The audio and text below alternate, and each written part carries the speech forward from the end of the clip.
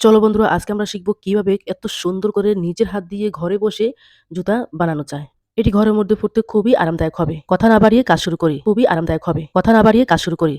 প্রথমে একটা জুতা অথবা স্যান্ডেল নিব। তারপরে কাপড়ের উপরে যে কাপড়টা আমরা বানাতে চাই সেই কাপড়ের উপরে বসিয়ে লম্বালম্বিভাবে এটা মাপ নেব। তারপরে একটু বাঁকা করে নিব উপরটা দেওয়ার জন্য।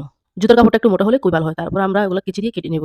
যেভাবে কেটে নিচ্ছি ভিডিওতে দেখানো হচ্ছে। একইভাবে ২ জুতার মাপ নিয়ে কাটবো কাপড়গুলা। তারপরে সুন্দর করে আমরা পাশে দিয়ে সেলাই করে দেব।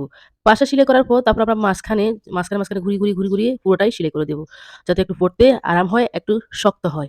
দুটো জুতা সুন্দর করে সেলাই করা হয়ে গেলে এবার আমরা দিয়ে দেব কাছার ভিতরে একটা পট্টি।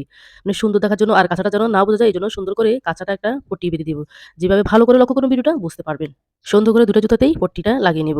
ব্যাস হয়ে গেল আমাদের সেই সুন্দর জুতাটি। তারপর ২ পাশ একসাথে করে একটা সৌন্দর্যজনক একটা বোতাম আমরা লাগিয়ে দিতে পারি, ওখানে সেলাইও করে দিতে পারি। কোনো সমস্যা নাই। ভালো লাগলে ভিডিওটি অবশ্যই লাইক করে দিবেন। এমন আরো ভিডিও পেতে চ্যানেলটি সাবস্ক্রাইব করে রাখবেন।